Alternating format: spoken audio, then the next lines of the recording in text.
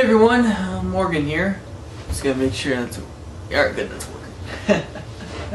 working. So it's been a week with various LGBT stuff. Two quick stories. You've probably heard about the Wisconsin same-sex marriage ban being, at least for now, overturned. Judge Crabb from the Western District of Wisconsin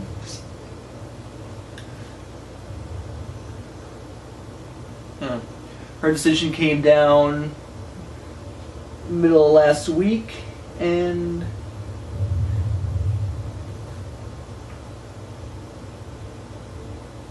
yeah, she's the senior judge for the Western District. Jimmy Carter appointee. So, if that means anything to you.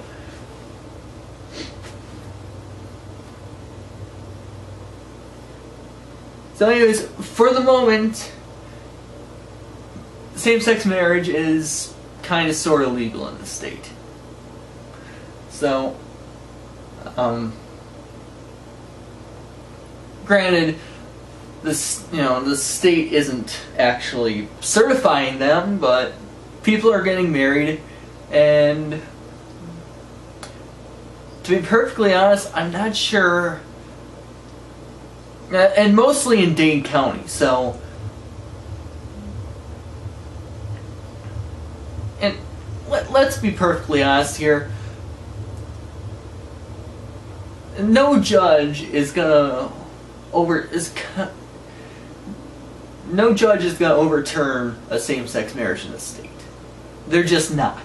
I mean, maybe a couple of them in some backwoods courtroom up north, or Waukesha. But apart from that, no judge is going to overturn same-sex marriage. Not in this state. So, no judge is going to side with the state in this. But they're holding it up.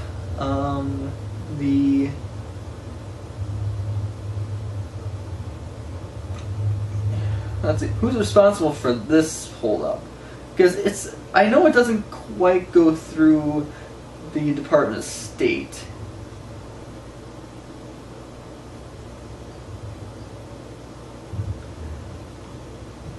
Yeah, 52 counties are now issuing gay marriage licenses out of 72. The State Vital Records Office has started processing the licenses. And they're waiting for legal advice from the Attorney General's office. Okay, AP survey found that 486 licenses had been issued statewide as of Wednesday afternoon. 368 of them were in Dane and Milwaukee counties, which that's where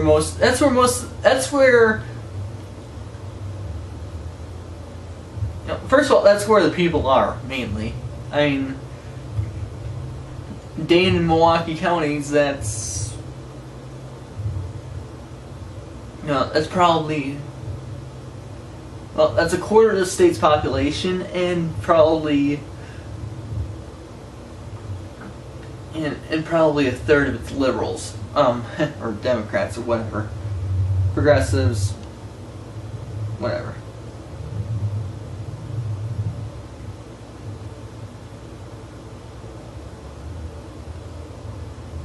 So 20 counties are not.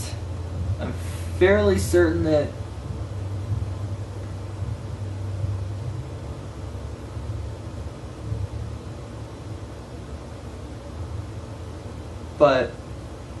and they could be stopped anytime. I mean, I think it's Judge Crabb is going to decide whether to put a stay on her ruling until the pending appeal. She's going to decide that on Friday, and I honestly, you know, if the the way the process usually works, they'll, she'll, if she goes by that, then she'll put a stay on it. But and I think she's delaying it as long as possible.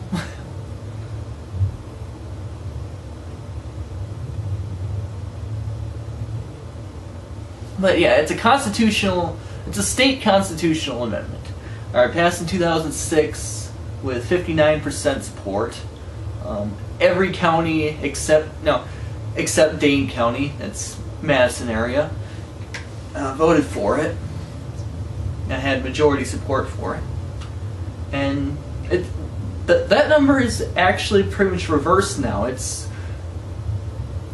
mid to high 50s. Support for same-sex marriage now.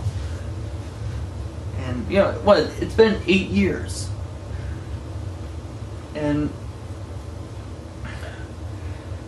I mean, quite honestly, the damn Republicans. And I say that as someone who was, until this past, until a week ago,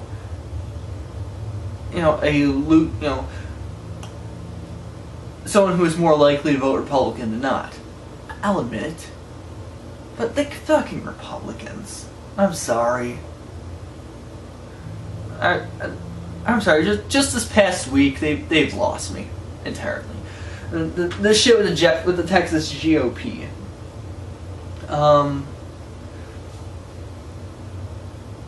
So they have a plank in their. It's a ship of a platform. It isn't a platform. It's a ship, but it's a boardwalk.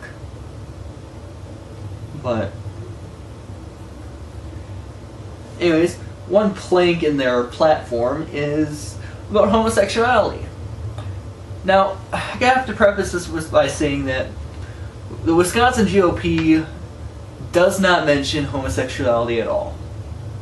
No support for or against same-sex marriage, which, quite honestly, in this, it's one of 7 state GOPs that do not mention it at all. But anyways, Texas GOP, and Texas GOP that's a weird animal anyways. I mean, it's a weird animal. It's basically like the Illinois Republican and like the Illinois Democrat Party.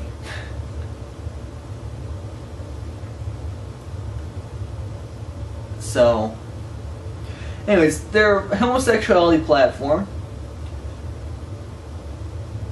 It's your basic traditional, homosexuality is not acceptable bullshit. But they added in one little thing. Just one little thing. And I'm quoting here. We recognize the legitimacy and value of counseling, which offers reparative therapy and treatment to patients who are seeking escape from the homosexual lifestyle.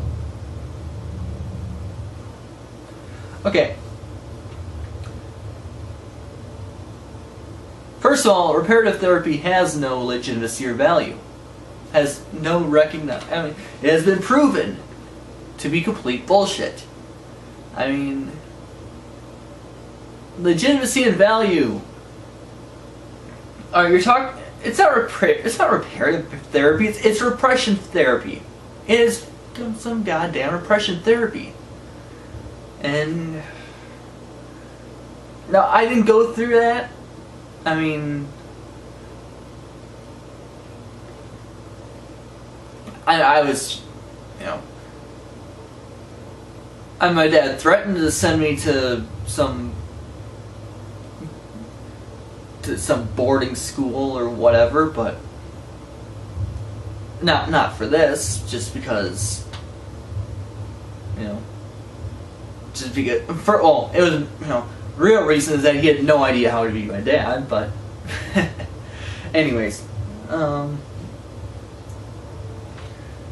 so,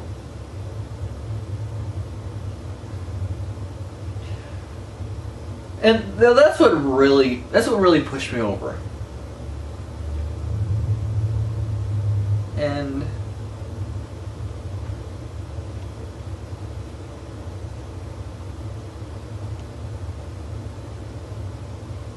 to be perfectly honest,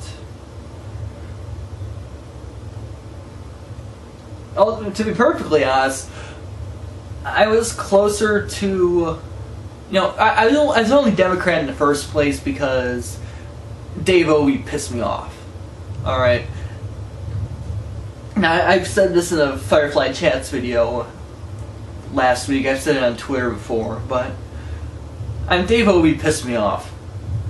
Back in 2006, he came into. All right, so a little background. I had been a founding member of my high school's Young Democrats Club, and the advisor for that club was my history teacher at the time. It's his sophomore year of high school, U.S. history, and the teacher was fairly liberal, of course, Navy vet, but he had bomb loader. He was a flight deck guy, and so he invites in a couple of legislators to basically give a civics lesson, basically explain to us how the system worked, what they actually did for a living. So he brings in the states, so the state senator comes in, a guy by the name of Bob Jouk. Now, I've always respected Bob Jouk. Okay, I may not agree with his methods all the time. At the time, and he's the guy who, when Act 10 was going through with the collective bargaining for state employees, he's the guy who led the Senate Democrats across the state line and to a Super 8 in Rockford. All right, just so they couldn't pass the law.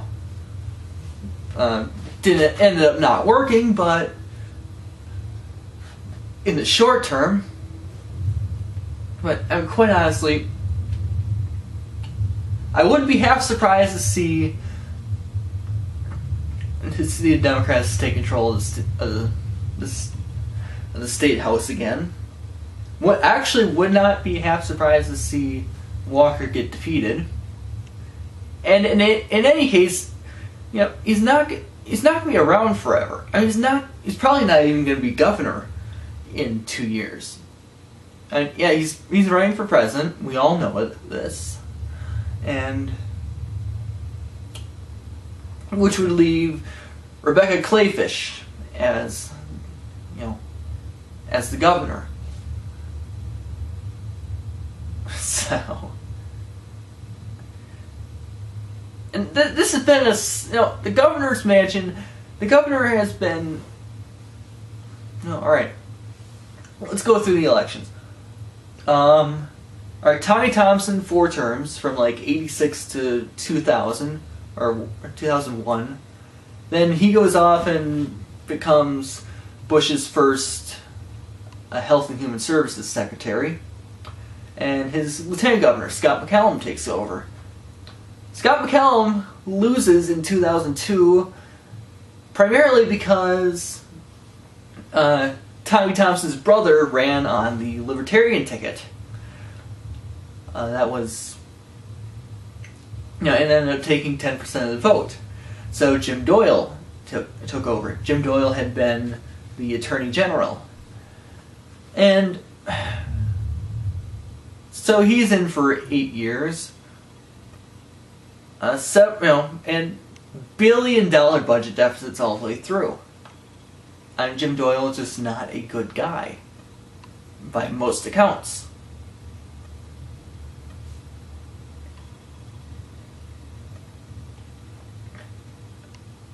And, Doyle wins easily in 2006. I think Mark Newman was his opponent that year. And then 2010, Scott Walker runs. It's Scott Walker, the Milwaukee County executive, against Tom Barrett, the mayor of Milwaukee, the mayor of the city of Milwaukee.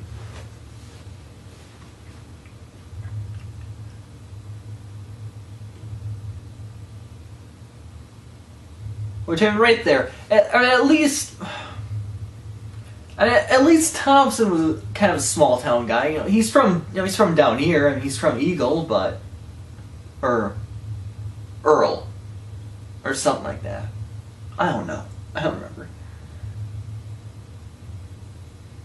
He's from some tiny ass town down here, but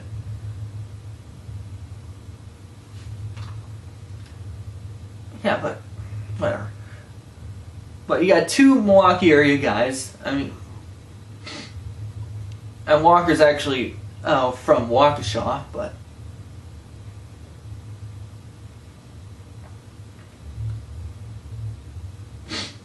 yeah, he's Milwaukee County. We got Milwaukee County, Milwaukee City. It kind of leaves the rest of the state out. So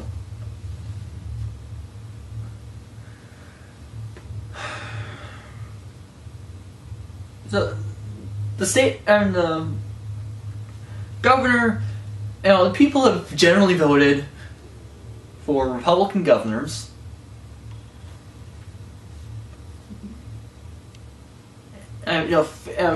Usually fairly moderate guys. I mean, in my lifetime, they have voted for more moderate Republicans, but then there's Doyle. There's 8 years of Doyle. And what was I trying to think of here? I lost my train of thought again. This happens sometimes. But the State House is generally reliably Democrat.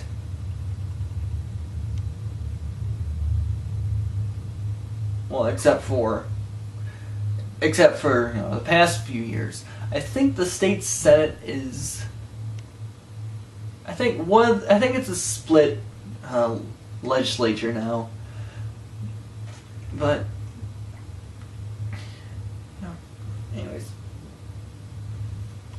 so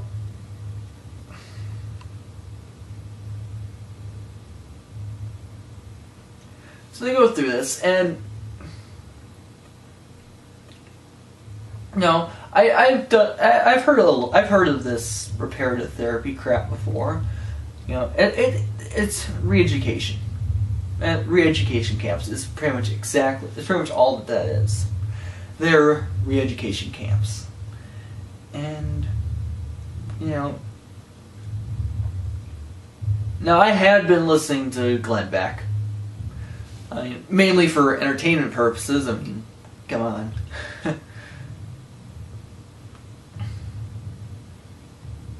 But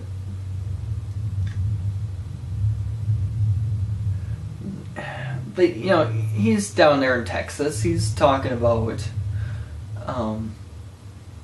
heterofascism. And he's saying, he's standing against heterofascism, and this is America. This is the United States of America. We don't send people to re-education camps. He said, pretty much all last week he was talking about this kind of thing. He's basically using that kind of language. So, but when it comes down to it, when it's his friends that are doing this, I mean, he does nothing. So they kind of exposed him for what he is. And I'd never seen that quite so starkly before. You know, before this, I had been kind of willing to give him the benefit of the doubt. I mean, you know, I was very much of the mindset that, you know, that he was exaggerating the crazy a bit. He was exaggerating the emotion and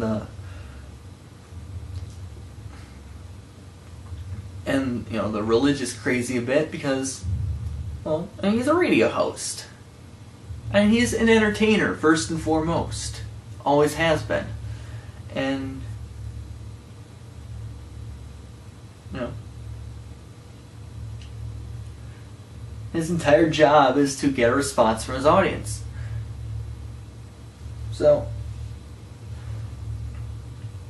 you know, I sent him something. I'm not going to read it here because, let's face it, he probably didn't read it. And probably nobody there read it, but, you know,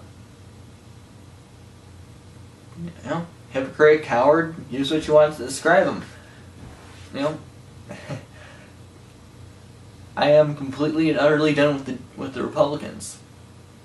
Finally. I mean, and quite honestly, I was always more of a, you know, I was always very receptive to the Democrats. I go off on these tangents sometimes because, yeah, you know, that's just the way my mind goes sometimes. So, you know, I had been talking about why I left the Democrats in the first place. So Jout comes into the classroom, and, you know, he talks about his stuff. And he talks about, you know, kind of what he does and whatever. And then Dave Obey comes in late, but, you know, he'd probably been coming from somewhere else. Well, obviously, because,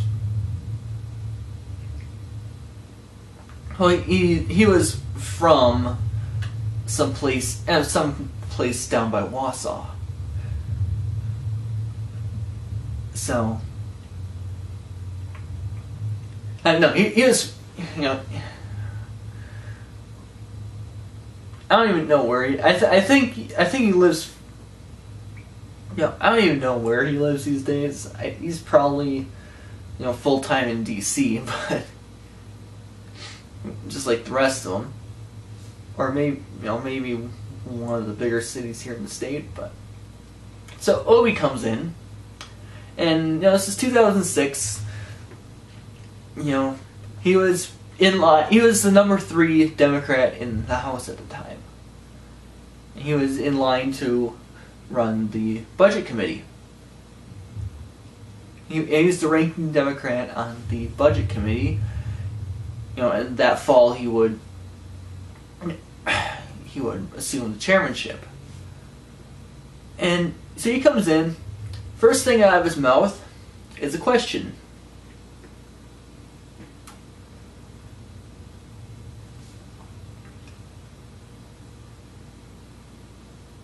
Show of hands, how many people in this room are going to be old enough to vote in November? Now, this is a 10th grade history class, and alright, this isn't a 10th grade history class. You know, it's a combined class. It's a combined block scheduling with the American Lit class. So there's there's somewhere between 50 and 60 kids in there. All of them 15 or 16 years old. Well, all but one of them. One person raised his hand. No, one student raised his hand. Of course, that had been a guy who had been held back before for some odd reason. And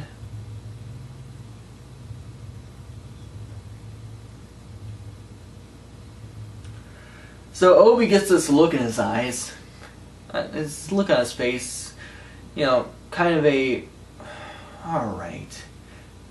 basically, by that point, it was a waste of time for the guy. And then he launches into a tirade against everything Bush, against the war, his classic line in there was, "This is the worst war. This is the most pointless war since the War of 1812," which, first of all, shows a misunderstanding of history, a complete ignorance of the actual history behind that. War of 1812 was fought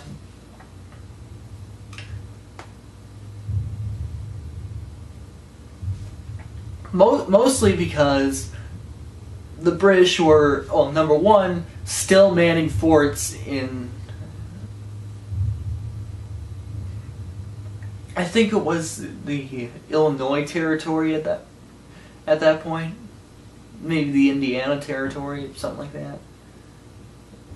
In present day Indiana, Illinois, Wisconsin, Minnesota, Michigan, places that had been technically U.S. territory for 30 years, almost.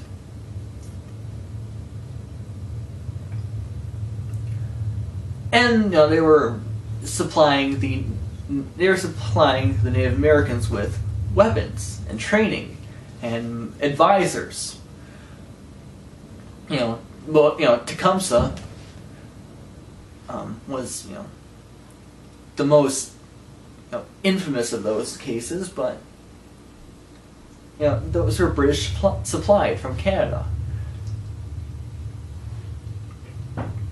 So U.S. declares war on Britain. I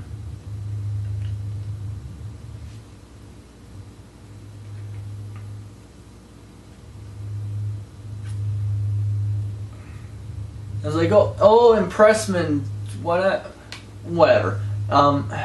That's just what they did back then. That's just what people did back then. Have you ever heard the term Shanghaied? That's just what navies did back then. They took whoever they could find from a port and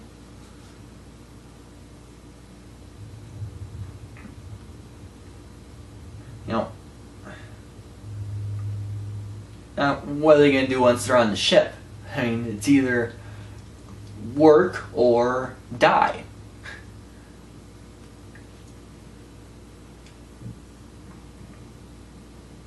If you didn't work, they would, walking the plank was kind of a thing back then.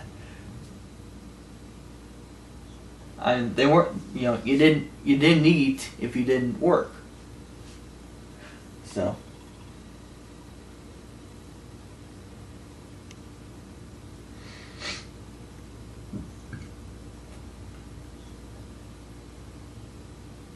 And no, that's just the way ships operated back then.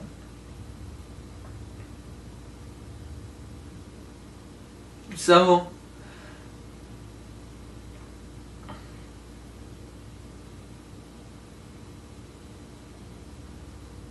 and of course, it was a lot easier for the British to take American people because how are they going to prove they're U.S. citizens? Alright, at that point it's basically the U.S. government's word against the British government's word, and considering that it's the British Admiralty courts that are deciding this, they're going to side with the Crown. It's just, that's just what was going to happen. And the U.S. did this too. French did it. Spanish would do it. I mean, that's just the way navies worked back then. So there were very good reasons to go into the War of 1812. Probably better ones than the Iraq War, but And at the time, I was of the opinion. Well, actually, I don't remember what my opinion was at the time. It eventually became, you know what, we're in there, we broke it, we should probably try to fix it. I mean, these days, we don't actually need it. So we don't actually need them, so yeah, there's really no reason for us to be around there at all.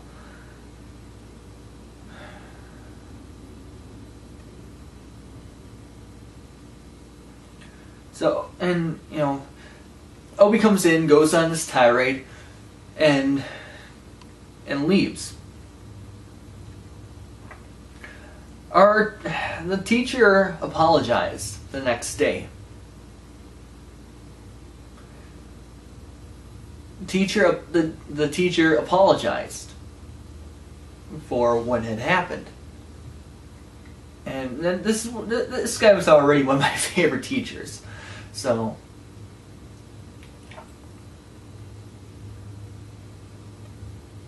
yeah. And it just kind of boosted him a little more in my view. But, I was always, you go down line by line of Democrat support of the various party positions. I've always actually been closer to a Russ Feingold, some kind of cross between Feingold and Bernie Sanders than anything. I've always been more of a labor Democrat. My family's full of teachers. My grandma helped organize a couple of unions, but my dad was a union guy. He had been in the construction union down in Chicago for a while. And that's, I don't even remember. I think I ended up getting about $1,200, $1,300 from that pension when he died, but whatever. And so lose that, and I'm done. I'm not a big fan of either party. I made that very clear over the past several years. But it's basically the Republicans hadn't pissed me off yet, and now they have. So the American Medical Association has come out and said that surgery should not be a requirement to change gender, to change the legal sex. And that's perfectly fine. A person's legal status should reflect reality regardless of what's in their pants. I mean, come on.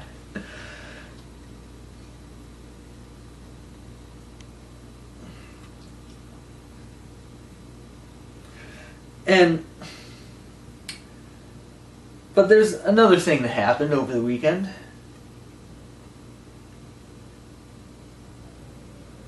It's actually on Monday. Resolution number 9 for the Southern Baptist Convention. Now, the Southern Baptist Convention, for those of you who don't know, is the largest religious organization in the country. About 18 million people belonging to it. And, well, this is the same... Now, these are the same kinds of people who were supporting, who were segregationists. Now, these are the quintessential Dixiecrats. Most of them vote Republican these days. So they passed a resolution on transgender identity, and they hadn't had an official stance on it before. They were generally against it, but they didn't have an official stance on it. On transgender identity. Whereas all persons are created in God's image and are made to glorify Him. Whatever, typical religious stuff. And whereas God's design was the creation of two distinct and complementary sexes, male and female, which designate the fundamental distinction that God has embedded in the very biology of the human race. Alright, whatever.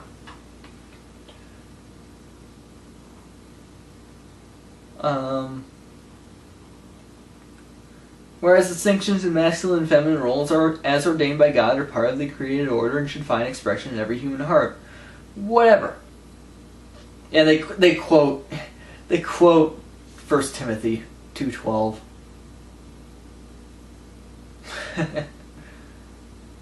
But whatever. Okay, so far there's nothing here that precludes the existence of transgender people. I mean, personally, I have always been a fairly spiritual person. Even when I was an atheist, I was fairly spiritual, and so far there's nothing in here that precludes the existence of transgender people. I mean, so a female soul ends up in a male body sometimes. Whatever. Whereas the fall of man is sin and God's subsequent curse have introduced brokenness and futility into God's good creation. Whatever.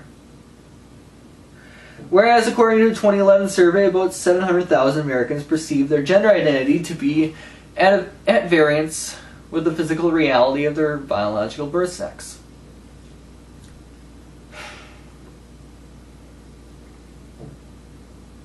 Yeah, whatever. Whereas transgenderism differs from hermaphroditism or heterosexualism in that the sex of the individual is not biologically ambiguous, but psychologically ambiguous. No.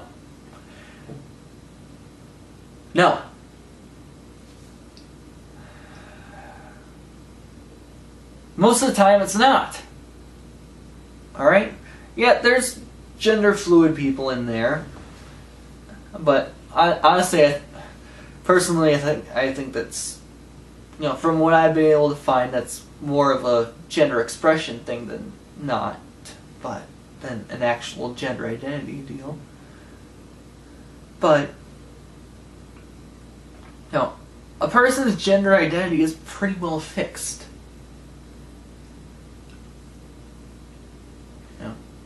And it's not going to change once it's set. And so there's no ambiguity in here. There's just a difference. Whereas the American Psychiatric Association removed this condition, aka gender identity disorder, from its list of disorders in 2013, substituting gender identity disorder with gender dysphoria. Okay. Whereas the American Psychiatric Association includes among its treatment options for gender dysphoria cross-sex hormone therapy, gender reassignment surgery, and social and legal transition to the desired gender. Yeah. I mean, surgery has never been anything that appeals to me.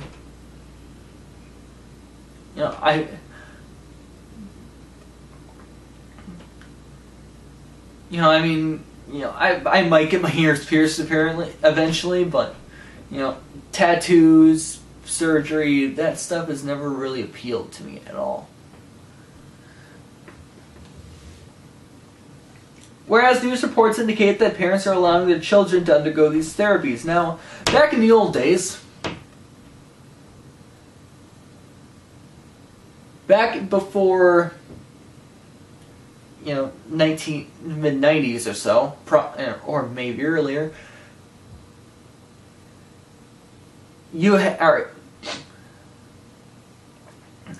psychiatrists and the standards of care pretty much required that you had to have known it from birth, or from as long as you can remember. So on the one hand, they're saying that So they go from saying that you have to have known it forever to saying that, but you can't let your kids, you can't let your kids transition because what if they don't know? Even though that's exactly the requirement that used to exist. Ugh.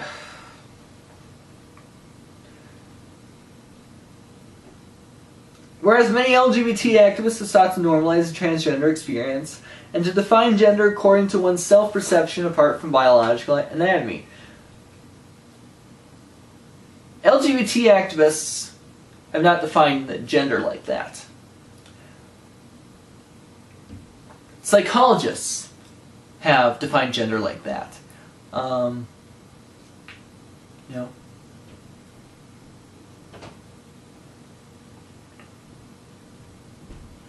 I think it's something like 97%. And once the 97% of anything, okay, 97% of anything is as close as you're going to get to absolute acceptance. 97% acceptance in the scientific world is it's the same as 100%. All right, you're not going to get any more than that.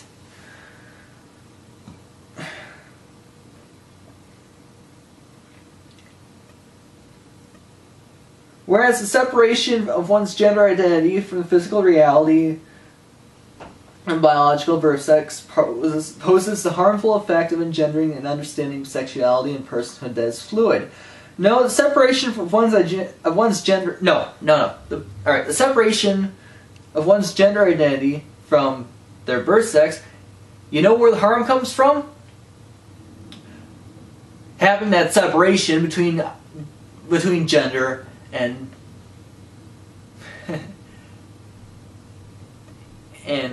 and birth sex. All right. And that's where the problems come from. All right, notice all these kids transitioning before puberty. They're just fine. All right, they are just fine. I was a perfectly well-adjusted person until puberty. So, whereas some public schools are encouraging parents and teachers to affirm the feelings of children whose self-perception of their own gender is at variance with their biological sex. This is basically saying that kids don't know who they are. Okay? Which is bullshit. I mean, it's basically saying transgender kids don't know who they are. Everyone else knows, every other kid knows who they are. I mean, every other kid knows that they're a boy, but every other some cisgendered kid knows that they're a boy, knows that they're a boy or girl, but for some reason transgender kids don't. Whatever. Whereas some public schools are allowing access to restrooms and locker rooms according to children's self-perception of gender, not according to their biological sex. Alright. There isn't a whole hell of a lot of difference until puberty. And, girls start hitting puberty a little sooner than boys. But, okay. Honestly, there should be some kind of medical intervention, okay? I'm not talking about surgical, but, if you're on, puberty blockers, or if you're on some kind of hormone therapy for being transgender, and you have been for a significant amount of time, then Your legal status should reflect reality.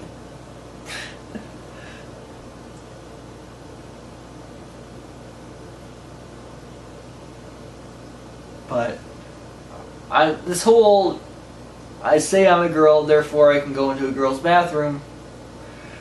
You know, I don't even buy that. I don't even go with that. There's a line. Whereas the state of New Jersey prohibits licensed counselors from any attempt to change a child's gender expression. You're talking, yeah, it's reparative therapy, and it's illegal in California too. Gender expression, homosexuality, all that. Whereas these cultural currents run counter to the biblical teaching, as summarized in the Baptist Faith and Message, Article 3, that man is the special creation of God, made in His own image. He created them male and female as the crowning work of His creation. The gift of gender is thus part of the goodness of God's creation. Okay. Now, if God created male and female, both in His own image, now that's one of the paradoxes that has bedeviled Christianity forever. I mean, now therefore, be it resolved that the messengers to the Southern Baptist Convention meeting in Baltimore, Maryland, June 10th and 11th, 2014, affirm God's good design that gender identity is determined by biological sex and not by one's self-perception. A perception which is often influenced by fallen human nature in ways contrary to God's design. Okay.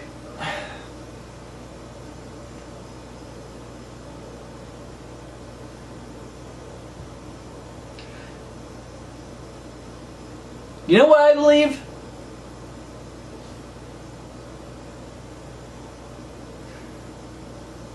You know what I believe? I believe that God did not create a person's body. A person's body is determined by genetic accident, by, by one sperm out of millions finding an egg. It's a genetic accident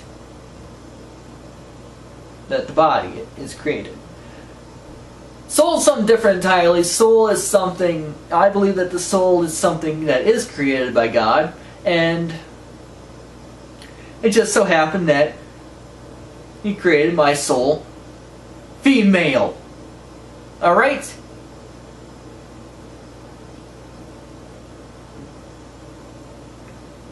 I don't know why. I don't know why He put it in this body, but I do know I'm doing whatever I can to fix this body.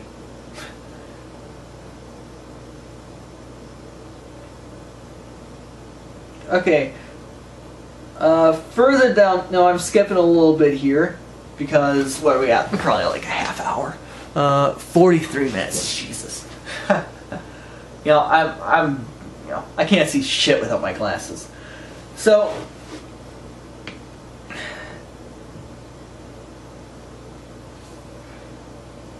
resolve that we oppose efforts to alter one's bodily identity, to refashion to conform to one's perceived gender identity. But you're just fine with repressing someone's very soul to make it conform with the body. Okay? Now, if someone loses their genitalia for some reason or other,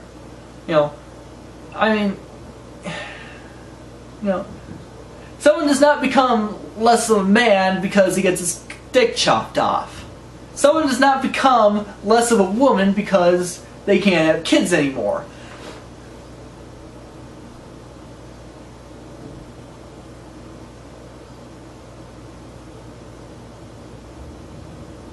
So, basically, and wait, I got it. I gotta check something. Because I think I have some family involved in this bullshit.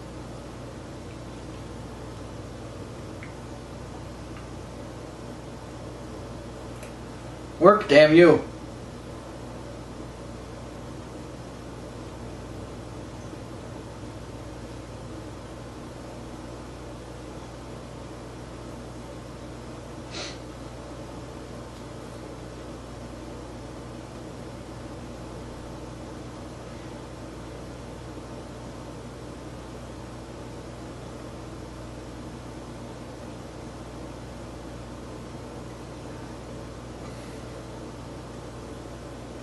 Because I don't remember.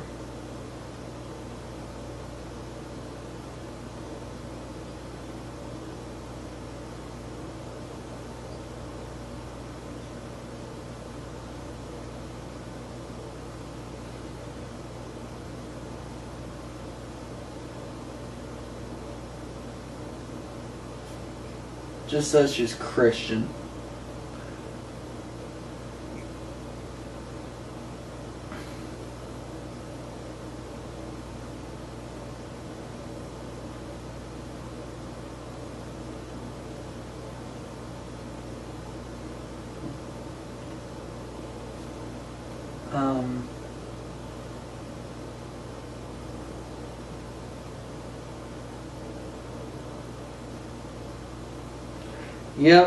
Yep.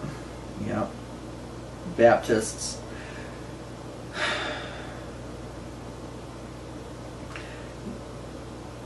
So yeah, that's my Uncle Junior and his family.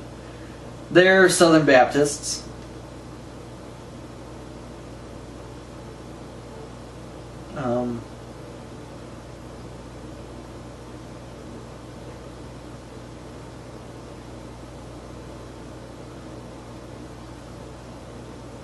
Wait, what? What the hell happened to...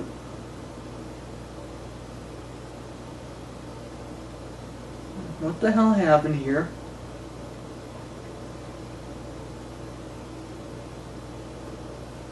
No, sorry, I'm just...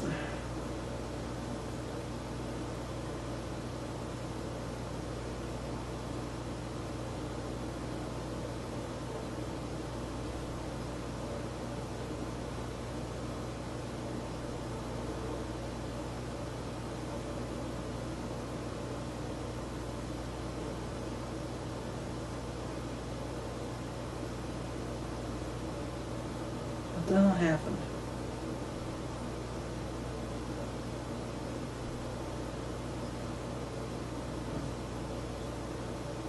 I'm sorry, I mean, I just got, what the fuck?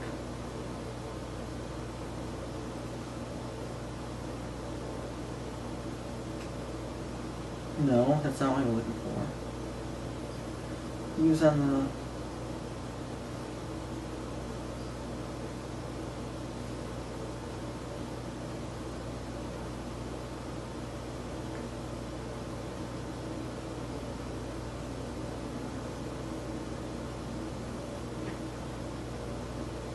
No.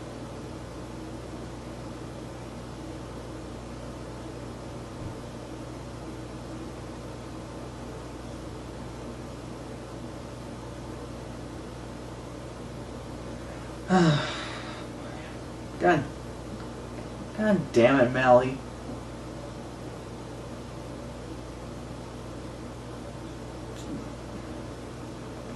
One of my favorite cousins apparently deleted her Facebook.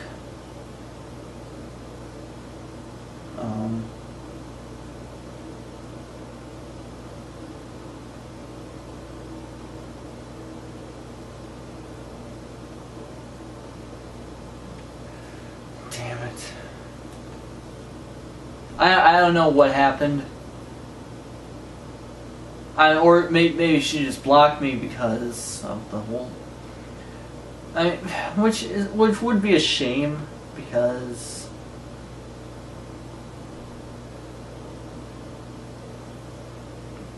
she's one of the better ones.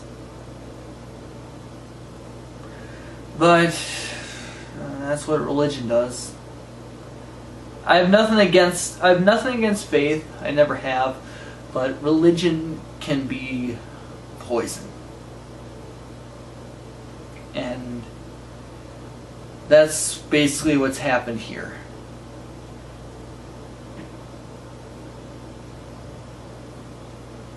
Religion has poisoned so much.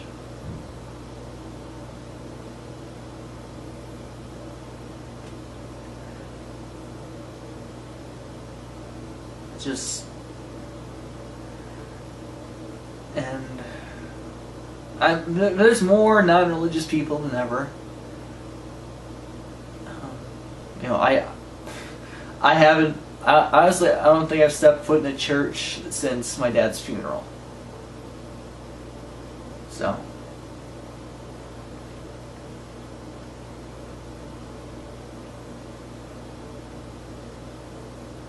But. And it's over 3 years. And I hadn't been a regular. I hadn't gone to church regularly since boot camp.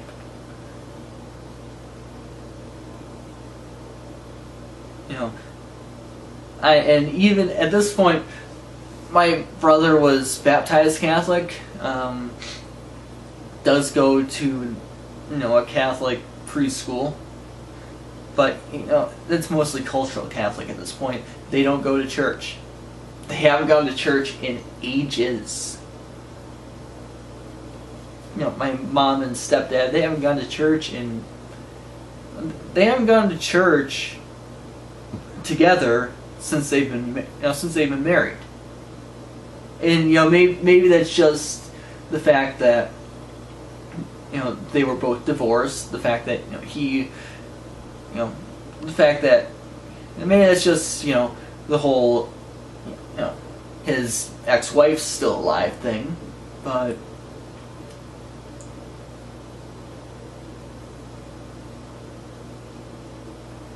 we haven't. They haven't gone to church since. They have actually never gone to church together. And I couldn't name the priest up there right now. But or the priest in my Grandma Thorpe's church, or the priest in or any of the priests down here, but because religion is just that poisonous, And I'll stand against it where I can. I'll stand against the hypocrisy and the poison where I can, but. And more people, it's growing. Basically, there's as many Southern Baptists now as there were 20, 30 years ago, when there were half as many people in this country. And when there were quite a few less people in this country. So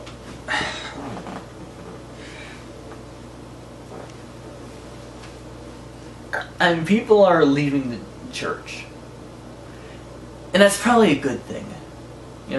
People are figuring out that, hey, I don't need somebody to explain the Bible to me.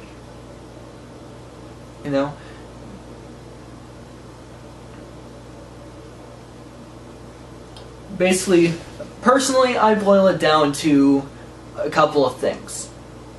Number one, don't hurt people. Okay? Treat people with some goddamn respect, and, and treat people and their property with respect. Treat your own stuff with respect, too. And if you're in a relationship, just, be committed to that person. I mean, I've gone on about the disposable culture before, but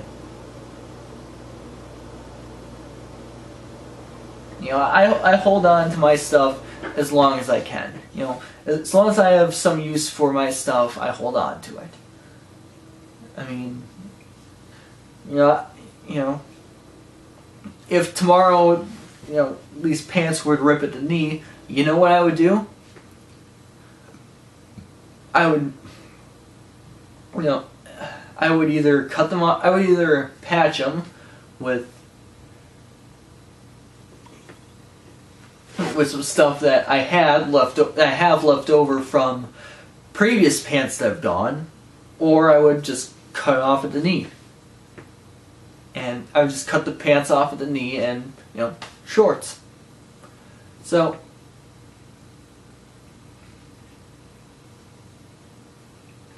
you know, this stuff with, oh, I need a new iPhone every year. No, you fucking don't. No, you don't. Okay? Yeah, and all those iPhones are ended up in a landfill somewhere.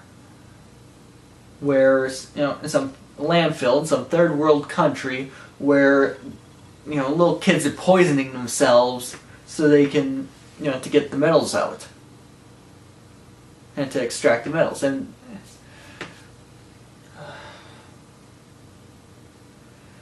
anyways,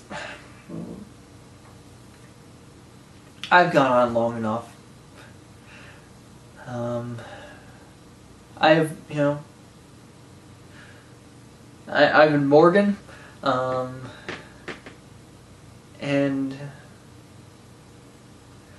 it's not my name yet, but let's face it, that's who I am. That's who I've always been. And out, you know, and you know, whether some religious group says so or not.